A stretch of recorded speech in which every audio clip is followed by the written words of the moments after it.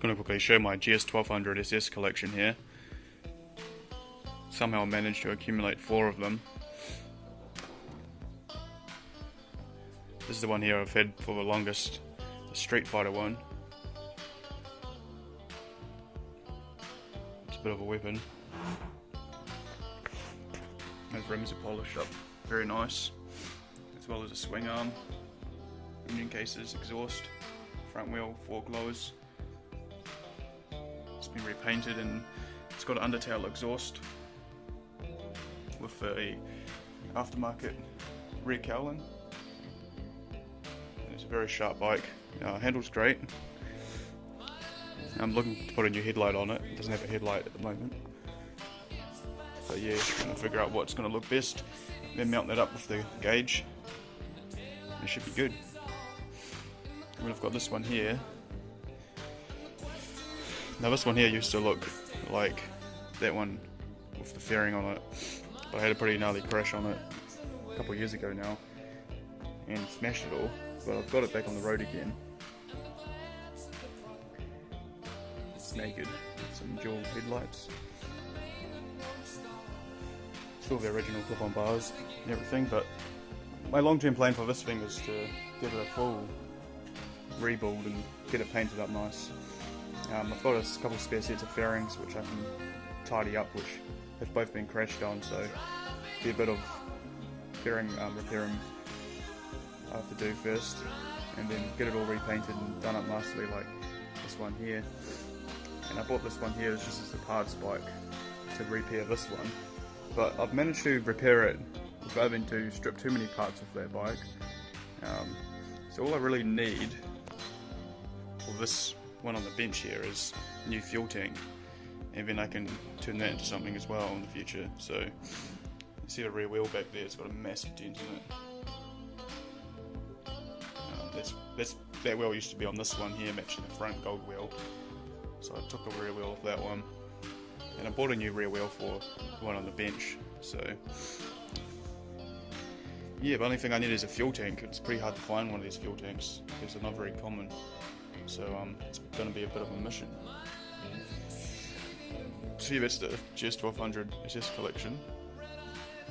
They're wicked bikes. They're easily my favourite bike to ride. The engine's just full of character, just absolute torque monsters. And this one here, from down low, it's got such a wide power band from low RPMs to high RPMs, and it gets up to 180 just really fast. Yeah, they're just amazing, tuned very well. And the classic Suzuki oil-cooled engine, you know, they're just reliable as anything. These get up to over 200,000 Ks with no issues. Burn a bit of oil, which is normal, being an oil-cooled engine. And just the early GSXR engines in general, they're just full of character. Very good engines, big slab-sided thing. Just a big slab of an engine, big 4-cylinder, and very impressive. This one here is a bit hodded up. The engine's got GSXR 1100K cams in it. It's been dyno tuned and makes roughly 145 horsepower. So this thing's a very fast bike. It's had the speed limiter taken off it, so it would easily get up to 250 k's an hour. Yeah, it's incredibly fast. It doesn't have as much down low torque and power as this one here, or that one there, but once you get above 4,000 RPM to 5, 6, 7, it's just a rocket ship. You can tuck in behind that big fairing and just hold on, and it will take you up to 250 very fast. So yeah, very cool bikes. Gonna get this one nice again. Bit of work to do to it. A lot of work to do to this one. Still riding it quite a lot at the moment, so it's going to take a bit of time. A lot of work to do that thing, and this thing here is almost mint. Needs a small amount of work. Yeah, very interesting looking bike. So yeah, this is my GS1200 collection, my favourite bikes, and wouldn't trade them for anything, to be honest. I mean, you just can't buy engines like this anymore. I'll take an old Suzuki engine out of it compared to a new one any day. I mean, they're just very strange sort of engines, and carbureted, of course. I mean, there's so much history behind these oil-cooled Suzuki engines. Yeah, they're really hot back in the day, in the GSX-R1100s, GSX-R750s.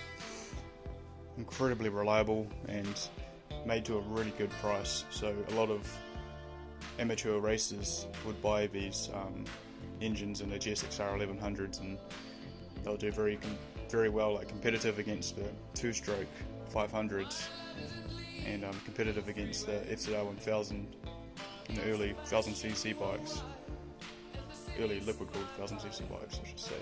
So yeah, if you can get your hands on one of these GS1200s, I would recommend getting one. They're just incredible bikes. They handle amazing. They're pretty heavy, but they're not awful. They've got a big steel frame and a big engine, solid forks, dual rear shocks. So they're heavy, but they're also at the same time they're very light. I mean, you can flick these around corners quite nicely. It takes a bit more skill to push these around a corner than, say, an SV650 or something, where the SV is just really light, but these are a bit heavier, and a lot more torque and power to be wary of.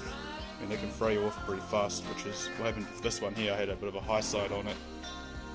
Too much power for a long corner in my stupid place. Oh, I shouldn't have been riding that fast. And rear wheel let go, lost traction. You could feel it skidding out, going sideways, and then it just gripped back up suddenly, and I was thrown over the front of the bike. And yeah, this thing got smashed up pretty well. But it's on the road again, and it's still nice. And it really shows how strong these frames are. It didn't bend anything on the frame. So yeah, it's a GS1200SS collection. Oh, this one here's got 70 something thousand Ks. 73. That one there in the middle has only got 24,000 Ks. It's hardly broken in. And this one here's got like 80,000. And who knows on this thing. But yeah, it's low miles for these bikes. 80, 90,000 Ks sounds like a lot, but when you consider these bikes get up to 200,000 Ks, no issues. It's hardly broken in, to be honest. Especially that middle one, that thing's just like pretty much fresh off the production line. 24,000 Ks on the engine and frame, so yeah. Just amazing bikes. I really like my old Suzukis. And I've got a particular fetish for these engines. And just look at them, eh? Huge.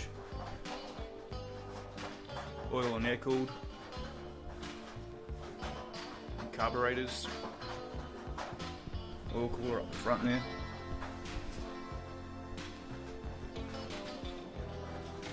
Yeah, fantastic. So yeah, I'm very passionate about these bikes. And if you can, you live in Australia, New Zealand, or the UK, try to get your hands on one. They're only sold in New Zealand, Japan and Australia. You had to import them to the UK, and I don't think the United States has any of these bikes, so we're quite lucky down here in New Zealand to be able to get our hands on these. And they're only selling them for about $10,000 brand new back in the early 2000s. So yeah, incredible value.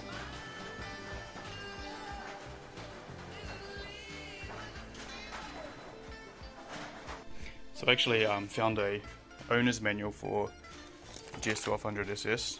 I'll have a quick look through it. There's the bike there. This one here is a tail cowling, which is pretty rare to find. Yeah, that's the GS1200SS. And a little info on the bike here.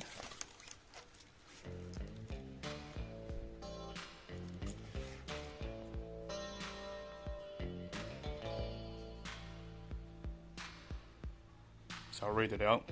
Experience the thrill of a real muscle bike with impeccable credentials, quality componentry and classic race-bred styling, all in a very affordable price with its massive 1150cc Bandit power plant oozing pure torque, a slick 5-speed gearbox and enough stopping power to fell a charging elephant. The GS1200SS really does the business. If you are ready for the perfect combination of power, performance and stripped down Street Fighter style, let the GS1200SS take you there. So interesting marketing for this bike. Bit of information on the engine here.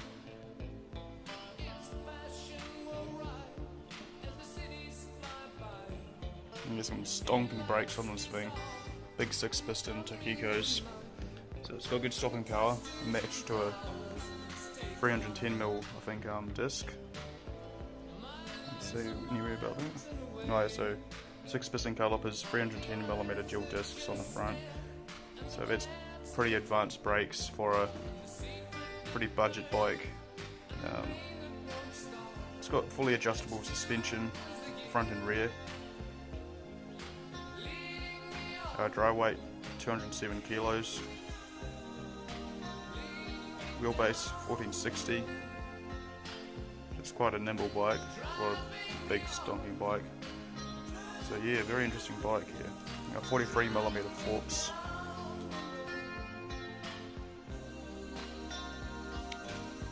Yeah, 3-spoke alloy wheels. Let's have a look at what else is in this manual. Brake-in stuff, more legal garbage, safe riding recommendations. Looks like they got a Bandit there, and a GSXR on their little cartoon. It's pretty cool.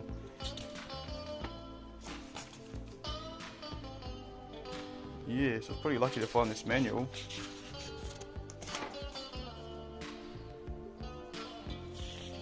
A very interesting looking bike.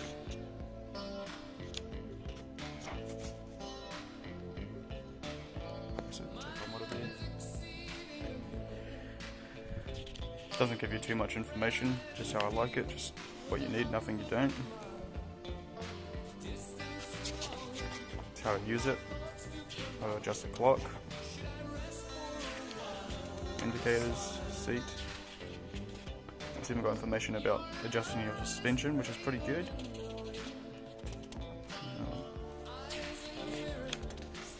How to use the ignition if you're a complete idiot, I suppose. Air cleaner, how to service it, where the fuses are, how to adjust and maintain your chain. So yeah, it's pretty cool. Old school Suzuki stuff in here, so yeah, I'm pretty lucky I suppose to have my hands on these bikes. Thanks for watching.